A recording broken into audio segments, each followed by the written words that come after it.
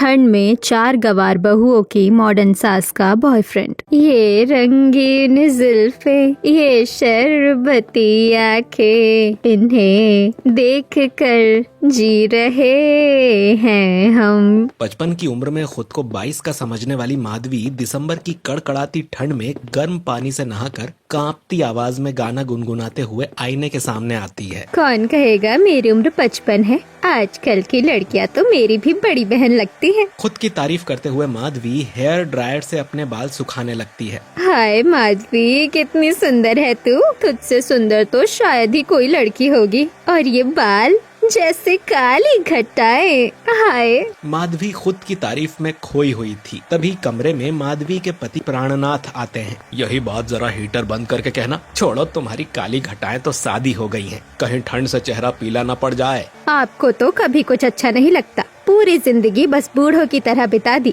तो क्या करूं? तुम्हारी तरह बच्चियों के कपड़े पहनकर घूमूं या जीन्स पहनकर तुम्हारे साथ सिनेमा देखने चलूं? तुम्हें मेरे साथ कहीं जाने की जरूरत नहीं है। नाश्ता बना है, बच्चों को लेकर डाइनिंग टेबल पर आ जाओ। प्राणनाथ माधवी के मॉडर्न अंदाज से हमेशा से परेशान था, पर माधवी को इस बात की परवाह नहीं थी। वो अपने मॉडर्न और स्टाइलिश कपड़े में तैयार होती है, मेकअप करती है और नाश्ता करने जाने लगती है। इन्हें क्या पता कि फैशन किसे कहते हैं। जब देखो मेरे कपड़ों पर ताने कसते हैं। खुद के मॉडर्न होने की तारीफ करते हुए माधवी डाइनिंग टेबल पर आती है, जहां पहले से ही प्राणनाथ और माधवी के 4 बेटे राघव, सुमित, अनिल और तरुण बैठे हुए होते हैं। Good morning my son. मेरी न्यू ड्रेस कैसी लग रही है? माँ, तुम तो कॉलेज की किसी लड़की जैसी लग रही हो, बस तुम्हारे सादे बाल। तरुण की बात पूरी भी नहीं हुई थी कि तभी माधवी नाश्ता छोड़कर कहती है, क्या बाल? ये तो अभी आधे घंटे में काले कर लूंगी। माधवी की बात पूरी भी नहीं हुई थी कि तभी प्राणनाथ नाश्ता छोड़कर खड़े होते हुए कहते हैं, किसे दिखाने के लिए? मैं तो नहीं कहता कि तुम इस तरह तैयार हुआ करो, और अगर तैयार होना भी है तो भारतीय कपड़ों में तैयार हुआ करो। मैं पूछता हूँ, कल जब तुम्हारी 4 बेटों की शादी होगी तो तुम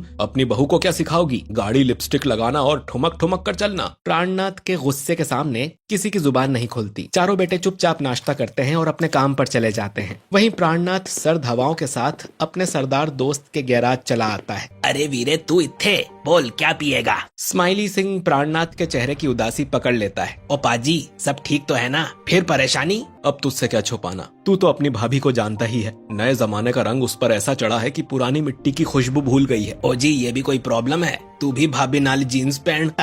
मुझे चिंता है कहीं मेरी बीवी मेरे 4 बेटों के लिए अपने जैसी बिना संस्कार की बहू ना ले आए। वो तो बूढ़ी हो गई है, पर बहुएं तो जवान होंगी। उनके संस्कारों पर मेरे घर की इज्जत चलेगी। प्राणनाथ को एक ही डर था कि कहीं उसके घर संस्कार विहीन बहू ना आ जाए। इसी तरह प्राणनाथ और स्माइली सिंह थोड़े सोच में पड़ जाते हैं। तभी, अपने बच्चों के लिए पत्नी आप ही ढूंढो। इससे पहले कि भाभी जी कोई लड़की ढूंढे, आप फटाफट अपने बेटों की शादी करवा दो। पर मुझे शहर में संस्कारों वाली लड़की कहाँ मिलेगी? और फिर कोई ना कोई तो मेरी बीवी को बता ही देगा। इसका भी उपाय है मेरे पास। तुसी ऐसा करो जी, अपने गांव में ढूंढो। भाभी जी को खबर भी नहीं पड़ेगी और अपने पसंद की लड़की भी मिल जाएगी। ये कही ना तूने कुछ अच्छी बात। मैं आज ही अपने गाँव के पंडित जी को रिश्ता ढूंढने के लिए कहता हूँ। प्राणनाथ गैराज से निकल जाता है और रास्ते में चलते हुए अपने गाँव के पंडित से फोन पर बात करता है। राम राम पंडित जी, मैं कह रहा था कि कोई बढ़िया रिश्ता हो तो बताइए। रिश्ता तो बहुत है, आपको किसके लिए चाहिए जजमान? अपने 4 बेटों के लिए चाहिए, और जल्द चाहिए। इसी तरह बात करते हुए प्राणनाथ एक पार्क की सीट पर बैठ जाते हैं। मुझे अपने बेटों के लिए लड़की संस्कारी ही चाहिए, नए जमाने की लड़कियां नहीं। ऐसा कीजिए, कल ही आकर लड़कियां देख लीजिए। 4 बहनें हैं, घर की जिम्मेदारियों के अलावा और कुछ नहीं सीखा उन्होंने। प्राणनाथ को रिश्ता अच्छा लगता है और वो रात में बेटों के कमरे में चुपके से जाकर अपने बेटे को सारी बात बताता है।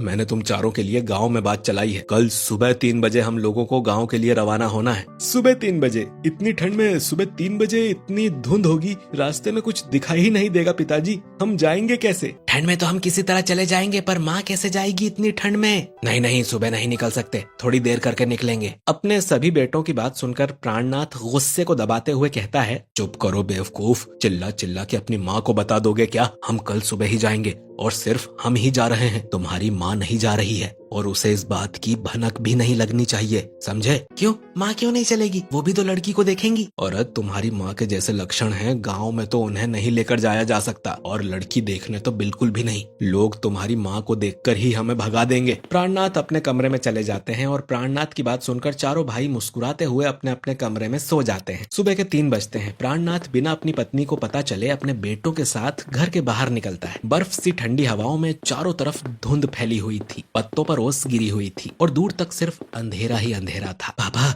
आपको भी इतनी ठंड में ही लड़की मिली? इस ठंड में आपके गांव पहुंचते पहुंचते हम बर्फ बन जाएंगे। अभी मेरी बूढ़ी हड्डियों में बहुत जान है, तुम लोग पीछे बैठो, गाड़ी मैं चलाऊंगा। प्राणनाथ ड्राइविंग सीट पर जा बैठे हैं और आधी नींद में उठे चारों बेटे गाड़ी में बैठकर गांव के लिए रवाना होते हैं। उठो बेशर्मो, हम पहुंच गए। सुबह के 10 बजे प्राणनाथ अपने बेटों के साथ गांव पहुंच जाता है और फिर जयंत और पुष्पा की बेटियों को देखने जाता है। नमस्ते, आने में कोई तकलीफ तो नहीं हुई? प्राणनाथ ठंड से कांपते हुए कुछ कह नहीं पाता है। आप कुछ बोलते क्यों नहीं? नहीं, वो ठंड ज्यादा है ना, इसीलिए पिताजी। उसका उपाय तो 2 मिनट में हो जाएगा। जयंत हंसते हंसते बात खत्म करता है और अपनी बेटियों को बुलाता है। बेटियों, मेहमानों के लिए जरा गर्मा गर्म चाय लाना। जयंत की चारों बेटियां सबके लिए चाय लेकर बाहर आती हैं और पहली नजर में ही चारों बेटों को वो पसंद आ जाती हैं। पापा बता रहे थे कि आप लोग पढ़े लिखे नहीं हैं, ऐसा क्यों? मेरी ही गलती से ये लोग कभी पढ़ नहीं पाई। मैं 4 बेटियों की जिम्मेदारी उठाने लायक कभी बन ही नहीं पाया, पर मैंने उनकी शादियों के लिए कुछ रुपए जमा किए हैं, तो आप लोगों को तकलीफ नहीं होगी। और मेरी बेटियों में संस्कारों और घरेलू सीख की भी कोई कमी नहीं है। तभी गर्मा गर्म चाय पीते हुए प्राणनाथ कहता है, वो तो मैं आपकी बेटियों के हाथ की चाय पीकर ही समझ गया। मैं तो बस आप लोगों से मिलकर शादी की बात करने आया हूँ। लड़कियाँ तो मुझे पहले से ही पसंद हैं। बेटों को अपनी माँ की गैर मौजूदगी थोड़ी खल रही थी और चारों बहनों की सादगी ने चारों बेटों के दिल को जीत लिया था और पहली मुलाकात में ही प्राणनाथ ने शादी की डेट फिक्स कर दी। जहाँ घर पर माधवी, आप मेरे साथ ऐसा कैसे कर सकते हैं? मुझे बिना लड़की से मिलवाए आपने रिश्ता फिक्स कर दिया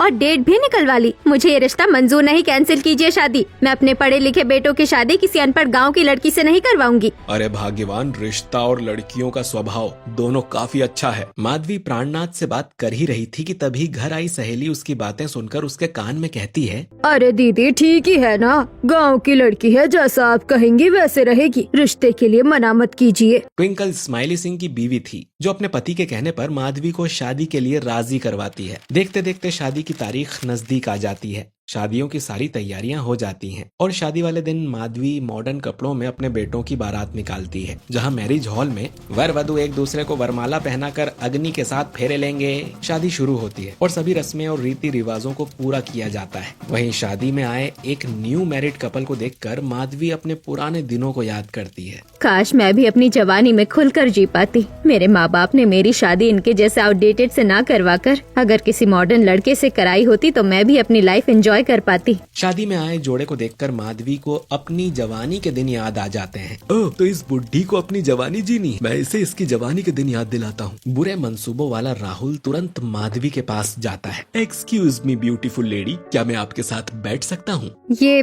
कैसी बातें कर रहे हो बेटा तुम? आप मुझे बेटा मत कहिए, मेरे से 2 साल छोटी ही लग रही हैं आप। वैसे मेरा नाम राहुल है। खुद को हमेशा जवान समझने वाली माधवी को राहुल की झूठी तारीफ बड़ी अच्छी लगती है। आप खड़े क्यों हैं? बैठिए ना। गुड लुकिंग और हैंडसम राहुल माधवी के बगल में बैठ जाता है। वैसे मैं कह रहा था कि इस पूरे फंक्शन में आपसे ज्यादा सुंदर कोई नहीं है और आपकी फेसिंग सेंस सबसे अच्छी है। कोई तो है जो मुझ मॉडर्न को समझ सका, वरना मेरे घर वाले तो हमेशा मेरा मजाक ही उड़ाते हैं। वो लोग कोहिनूर को पहचान नहीं पा रहे हैं। आपकी आंखों को देखकर लगता है इसमें डूब जाऊं, और आपके बालों का क्या ही कहना। आहा।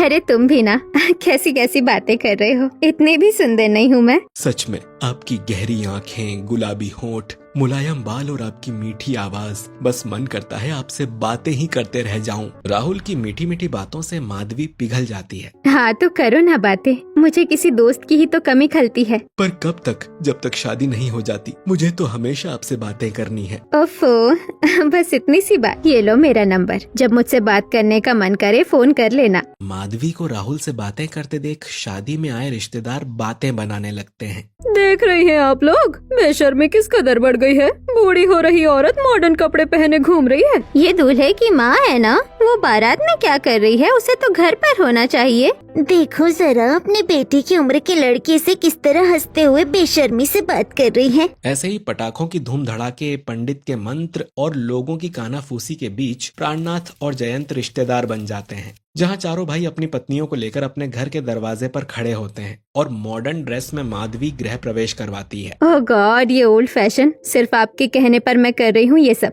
वरना मैं बहुत मॉडर्न हूँ। और बहू, तुम भी अब मेरे साथ मॉडर्न बनना। हाँ माँ जी, हम आपकी सिखाई सारी बातें सीखेंगी। कोई जरूरत नहीं है बहू अपनी सास से सीखने की, उसे बस बुढ़ापे में शहरी हवा लग गई है। तुम्हें तुम्हारे माँ बाप ने अच्छे संस्कार दिए हैं, अपने संस्कारों का कुछ हिस्सा अपनी सास को भी सिखाओ। माधवी अपने पति की बात से नाराज होकर आरती की थाली प्राणनाथ को पकड़ाते हुए गुस्से में अपने कमरे में चली जाती है। एक तो बिना मुझसे पूछे मेरे बेटों की शादी करवा दी, ऊपर से बहू को मेरे खिलाफ भड़काते हैं। इससे अच्छा तो राहुल ही है। माधवी राहुल का नाम लेती ही है कि तभी माधवी को राहुल का फोन आ जाता है। हेलो, कौन? इतनी जल्दी भूल गई मुझे? मैं राहुल। राहुल का नाम सुनते ही माधवी के चेहरे पर बड़ी सी मुस्कान आ जाती है। तुमने बड़ी देर कर दी फोन करने में। मैं कल से तुम्हारे फोन का इंतजार कर रही थी। इंतजार तो मेरी आंखें कर रही हैं, तुम्हारे सुंदर चेहरे को दोबारा देखने के लिए। हट, तुम भी ना, जब देखो मीठी मीठी बातें। तो बताओ फिर कब मिल रहे हैं हम लोग? तुम तो बड़े बेचैन हो, हमें मिले बस एक दिन ही तो हुआ है। अब मुझसे और इंतजार नहीं होता, कल दोपहर कॉफी पर मिलते हैं। माधवी राहुल की चाशनी जैसी बातों में आ जाती है और उससे मिलने के लिए हाँ कह देती है। अच्छा ठीक है, अब ज्यादा बेचैन मत हो। तभी कमरे में प्राणनाथ आ जाता है। माधवी घबराकर फोन काट देती है और पसीने से भर जाती है। इतनी ठंड में तुम्हें पसीना आ रहा है, क्या बात है? और मेरे आने पर तुम इतना घबरा क्यों गई? माधवी तेजी से अपने माथे का पसीना पोंछते हुए कहती है।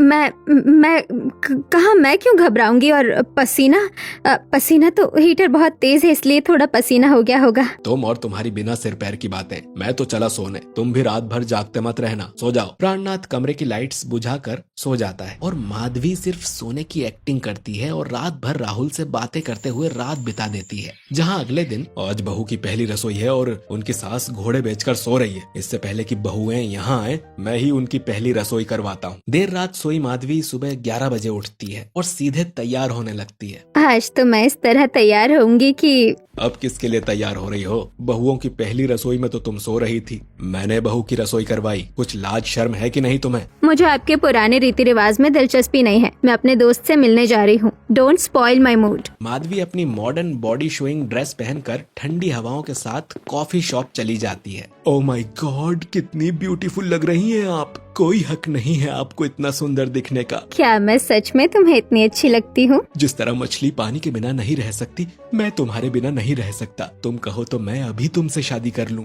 नहीं, मैं शादी तो नहीं कर सकती, पर मैं भी तुम्हें पसंद करने लगी हूँ। इसका मतलब आज से तुम मेरी गर्लफ्रेंड और मैं तुम्हारा बॉयफ्रेंड। हाँ, आई लव यू। अच्छा, अब मैं चलती हूँ। राहुल माधवी को अपनी प्यारी प्यारी बातों में फंसाकर उसका बॉयफ्रेंड बन जाता है और छुप छुप कर मिलना और रात भर फोन पर बातें करना ये एक सिलसिला बन जाता है। इसी तरह एक दिन रात में माधवी राहुल से फोन पर बात कर रही होती है। हाँ डार्लिंग, हम कल मूवी देखने चलेंगे। पैसों की चिंता तुम क्यों करते हो, मैं हूँ ना। तभी अचानक बहुएं माधवी के कमरे में आ जाती हैं, जिन्हें देख माधवी घबरा जाती है। सासू माँ, आप इतनी डरी हुई क्यों हैं? जैसे आपकी कोई चोरी पकड़ी गई हो। गलती? मेरी कौन सी गलती? और तुम लोग यहाँ क्या कर रही हो? मैं तो सिर्फ खाने के बारे में पूछने आई थी। तुम लोगों को जो सही लगे बना लो, मुझे कुछ काम है, मैं बाहर जा रही हूँ। माधवी राहुल से मिलने चली जाती है, पर माधवी की अजीब हरकतें देखकर बहू को दाल में कुछ काला लगता है। जिसके बाद चारों बहुएं किचन में बात करते हुए, दीदी घर में तो सब्जी ही नहीं है, हम रात के खाने के लिए क्या बनाएं?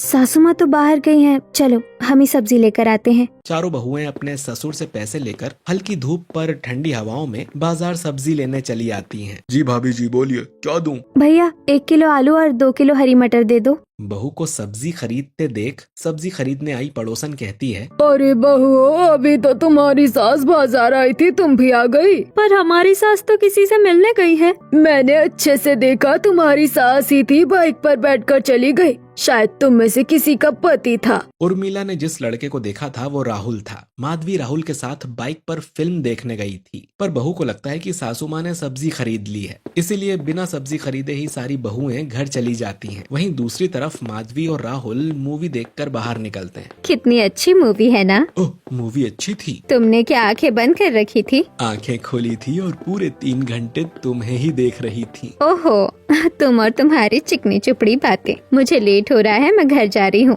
माधवी शाम की ठंडी हवा में कांपते हुए जल्दी जल्दी अपने घर पहुँचती है, जहाँ चारों बहुएं सब्जी के इंतजार में खड़ी होती हैं, पर माधवी के खाली हाथों को देखकर चौंक जाती हैं। सासू माँ, सब्जियाँ कहाँ है? सब्जी? मुझे क्या पता सब्जी कहाँ है। आपकी एक सहेली ने बताया आप बाजार में किसी लड़के के साथ सब्जियाँ ले रही थी। वो लड़का कौन था और आपने सब्जियाँ क्यों नहीं ली?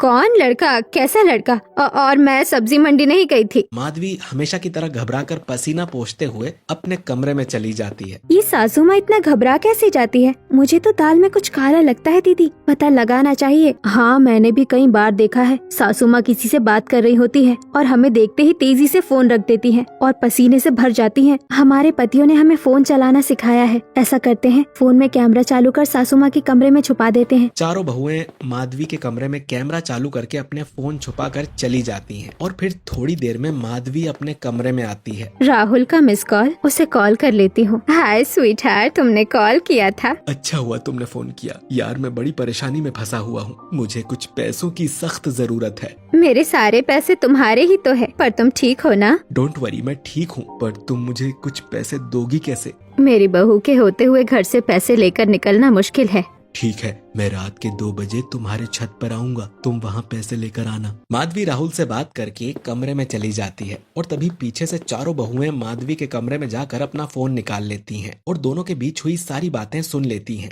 रात के 2 बज जाते हैं। माधवी जाग जाती है। 2 बज गए, राहुल आता ही होगा। माधवी अपने तकिए के नीचे से पैसे लेकर दबे पांव कमरे से निकलकर कड़कड़ाती ठंड में छत पर चली आती है। बेचारा मेरा प्यारा राहुल, इतनी ठंड में उसे चोरों की तरह मेरे घर पैसे लेने आना पड़ रहा है। ठंडी ठंडी हवाओं में कांपती हुई माधवी बिना गर्म कपड़े पहने राहुल के इंतजार में छत पर खड़ी उससे बातें कर ही रही थी कि तभी राहुल घर के नीचे से माधवी को आवाज लगाता है। तुम ऊपर कैसे आओगे? राहुल माधवी को हल्की सी स्माइल देता है और खुद को देखने का इशारा करते हुए पाइप से छत पर चढ़ने लगता है। वहीं बहुएं अपने परिवार को साथ लेकर माधवी को रंगे हाथ पकड़ने छत के दरवाजे के पीछे छुप जाती है। संभाल कर। गुड फिजिक वाला राहुल फटाफट पाइप से छत पर चढ़कर आ जाता है। तुम ठीक तो हो ना? क्या जरूरत थी पाइप से चढ़कर आने की? तुम्हें कुछ हो जाता तो? तुम्हारे लिए तो मैं चांद पर चढ़ जाऊं, ये पाइप कौन सी बड़ी बात है। राहुल की मीठी मीठी बातें सुनकर माधवी उसके कंधे पर सर रखकर बैठ जाती है। मैंने सोचा था गवार बहुएं आएंगी तो उन्हें मैं अपने मुताबिक चीज सिखाऊंगी, पर इन्हें तो संस्कार के कीड़े ने काटा है। इस बुढ़ी से ज्यादा चिपकना ठीक नहीं है। इतनी ठंड में मुझे इम्प्रेस करने के लिए गर्म कपड़े तक नहीं पहने। मैं जल्दी से पैसे लेकर निकलता हूँ। ठंडी हवा में कांपती हुई माधवी हिम्मत नहीं हारती है और प्यार भरी आवाज में राहुल से कहती है, मैं तुम्हें क्या बताऊं किस तरह तुमसे मिले बिना मेरे दिन कटते हैं। आज इतने दिन बाद हम साथ में बैठे हैं और तुम कुछ कह ही नहीं रहे हो। मेरा मन भी बहुत है इस चांदनी रात में तुम्हारा हाथ पकड़े तुमसे बात करने का, पर क्या करूं, मजबूरी है, वरना इतनी रात में तुम्हें परेशान नहीं करता। राहुल माधवी के सिर को अपने कंधे से हटा खड़ा होता है। मैं देख रहा हूँ तुम्हें ठंड लग रही है, रात बहुत हो गई है, तुम जाकर सो जाओ। तुम्हें छोड़कर जाने का मन तो नहीं कर रहा, पर तुम कहते हो तो ठीक है। राहुल से विदा लेते हुए माधवी अपने साथ लाए पैसे कांपते हाथों से राहुल की तरफ बढ़ाती है। ये तुम्हारे पैसे। अगर इमरजेंसी नहीं होती तो मैं तुमसे ये पैसे नहीं लेता, मैं बहुत जल्दी ये पैसे लौटा दूंगा। राहुल माधवी के हाथ से पैसे लेकर अपनी जेब में रखता है। तभी दरवाजे के पीछे छुपी माधवी की चारों बहुएं पूरे परिवार समेत छत पर आ जाती हैं। रुक जाइए सासू माँ, इस फरेबी को 1 रुपया मत दीजिएगा। सासू माँ, ये फरेबी आपको धोखा दे रहा है। चारों बहुओं को देखकर राहुल घबराकर भागने की कोशिश करने लगता है। ठीक है माधवी, मैं चलता हूँ। तरुण पकड़ इसे, भाग ना पाए। माधवी के चारों बेटे दौड़कर राहुल को पकड़ लेते हैं। कहाँ भागता है, हम भाइयों से तो मिल ले, मारो इसे, इसने हमारी माँ के इमोशन के साथ खिलवाड़ किया है। राघव अपने पिता को संभालता है और अनिल, तरुण, सुमित तीनों भाई राहुल को मारने लगते हैं। राहुल को मार खाता देख माधवी अपने बेटों को रोकने लगती है। छोड़ दो मेरे राहुल को, वो बहुत ही अच्छा लड़का है। प्लीज तरुण बेटा, मत मारो उसे। सुमित छोड़ दे उसे बेटा। रुक जाइए आप लोग, सासू माँ के दिए हुए पैसे लेकर इस फरेबी को कानून के हवाले कर देते हैं। पुलिस की बात सुनकर घबराया राहुल भाइयों को धकेलते हुए, नहीं नहीं, पुलिस को बुलाने की जरूरत नहीं है, ये लो अपने पैसे, मुझे नहीं चाहिए तुम्हारे पैसे। राहुल खुद ही अपनी जेब से पैसे फेंक कर छत से कूदकर भाग जाता है। वहीं दूसरी तरफ अपनी पत्नी के बॉयफ्रेंड होने के सदमे को झेलते हुए प्राणनाथ, मैं समझता था तुम्हें शहरी हवा लगी है, पर मुझे ये नहीं पता था कि तुम बेशर्मी पर उतर आओगी। अगर बहू ने तुम्हारी इस हरकत के बारे में पता नहीं लगाया होता तो न जाने कितने दिन तक वो फरेबी तुम्हें और तुम हमें धोखा देती रहती। अपने टूटे दिल को संभालते हुए प्राणनाथ अपने बेटों के साथ घर में चला जाता है। वहीं माधवी अपनी चारों बहुओं को दोषी ठहराती है। मिल गया सुकून, मेरी हरी भरी जिंदगी को काटे बोकर। अभी तो बस मैंने जिंदगी जीना शुरू किया था, तुम गवारों की वजह से मेरा बसा बसाया घर और हंसता खेलता जीवन बर्बाद हो गया। ये बोलते ही माधवी जमीन पर बैठकर फूट फूट कर रोने लगती है और कई रातों से जागी माधवी अपने पति की डांट बर्दाश्त नहीं कर पाती और कड़कड़ाती ठंड में बेहोश हो जाती है। सासू माँ, दीदी ये क्या हो गया सासू माँ को? लगता है सासू माँ को ठंड लग गई है, इन्हें जल्दी कमरे में ले चलो। चारों गवार बहुएं बेहोश माधवी को उसके कमरे में ले जाकर बिस्तर पर लेटाती हैं। अरे क्या हुआ मेरी माधवी को, ये बेहोश कैसे हो गई? हमें लगता है सासू माँ को ठंड लग गई है। आप लोगों के जाने के बाद सासू माँ फूट फूट कर रोने लगी और बेहोश हो गई। आप चिंता मत कीजिए, मैं अभी इन्हें बुलाती हूँ। प्राणनाथ आंखों में आंसू लिए माधवी की तरफ देखते हुए बोलते हैं, नहीं बहू, रात बहुत हो गई है, किसी को परेशान होने की जरूरत नहीं है, अपनी बीवी का ध्यान मैं खुद रखूंगा। प्राणनाथ अपनी चारों बहुओं को कमरे के बाहर भेज देता है और खुद बेहोश माधवी के पास आता है। मुझे माफ कर दो माधवी, शायद मैं ही ज्यादा बोल गया, मैं कभी तुम्हें समझ नहीं सका। प्राणनाथ अपना दुखी मन लिए माधवी के पास हीटर लगाता है और खुद बेहोश माधवी के पास बैठकर सारी रात उससे बात करता है और उसका ख्याल रखता है। कभी उसके पैर दबाता है तो कभी उसका सिर दबाता है और उसे बहुत सारी कंबल उड़ाता है। ऐसे ही सारी रात माधवी का ख्याल रखते हुए सुबह हो जाती है, जिसके बाद प्राणनाथ किचन में चाय बनाने आता है। कई दिन हो गए अपनी धर्मपत्नी को चाय नहीं पिलाई, आज उसे अपने हाथों की चाय पिलाऊंगा। प्राणनाथ चाय बनाना शुरू करता है। वहीं दूसरी तरफ चारों बहुओं के सामने माधवी होश में आ जाती है। नहीं, छोड़ दो, छोड़ दो मेरा राहुल। नास पीटर ने सासू माँ पर न जाने कैसा जादू कर दिया है, नींद में भी उसी का नाम ले रही है। चारों बहुएं बातें कर ही रही थीं कि तभी प्राणनाथ चाय लेकर आ जाता है और माधवी को राहुल का नाम लेते सुन लेता है। इस अकल की अंधी को अभी तक कुछ समझ नहीं आया, मुझे नहीं चाहिए ऐसी बीवी। प्राणनाथ चाय का कप फेंक कर गुस्से में चला जाता है। कप टूटने की आवाज से माधवी झटके से जाग जाती है। क्या हुआ, क्या टूटा? अभी टूटा नहीं है सासू माँ, पर टूट सकता है। क्या मतलब है तुम्हारा? मतलब जिस राहुल को आप अपना समझ रहे हैं वो आपका अपना नहीं है, आपके अपने आपके घर वाले हैं, आपके पति हैं। चारों बहुएं माधवी को कल रात की बातें याद दिलाती हुई कहती हैं, कल रात से अब तक आपका पूरा ख्याल बाबूजी ने ही रखा है, आपको एक पल के लिए भी अकेला नहीं छोड़ा। आपके पाँव में तेल लगाया, आपके आसपास हीटर लगाई और सारी रात आपसे बातें कर रहे थे। इतना ही नहीं, सुबह सुबह आपके लिए चाय बनाकर लाए थे, पर आप तो उस फरेबी के बारे में ही सोच रही हैं, जिसने आपको बीच मझधार में धोखा दे दिया। नहीं, राहुल मुझे बहुत प्यार करता है, वो मुझे धोखा नहीं दे सकता। ये आपकी गलतफहमी है। हमने उसे उसकी प्रेमिका से बात करते हुए सुना है, उसने आपको सिर्फ पैसे का एक जरिया बनाया था। बहू की आंखों में सच्चाई देखकर माधवी उनकी बातों पर यकीन कर लेती है और अपनी आंखों में आंसू भरकर रोते हुए कहती है, तुम लोग जानती हो बहू, जब मैं पहली बार माँ बनने वाली थी तब भी इन्होंने मेरा बहुत ख्याल रखा था, पर आज मेरे जीवन साथी ने मुझसे मुंह मोड़ लिया है। मैं तो कहीं की नहीं रही, अब मैं क्या करूं?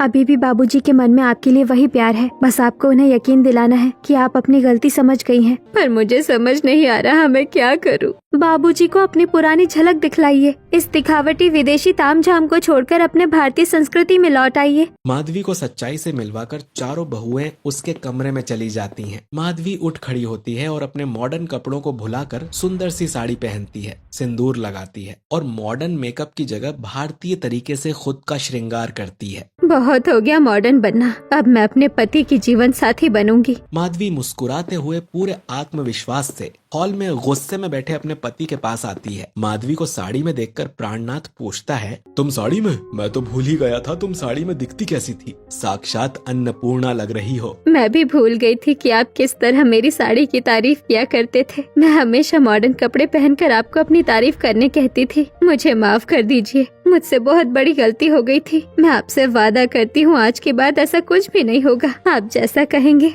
मैं वैसा ही करूँगी। माधवी की रंगत में आए बदलाव को देखकर प्राणनाथ मुस्कुराते हुए माधवी को माफ कर देता है और माधवी अपने पति और अपनी चारों गवार बहुओं के साथ खुशी खुशी रहने लगती है।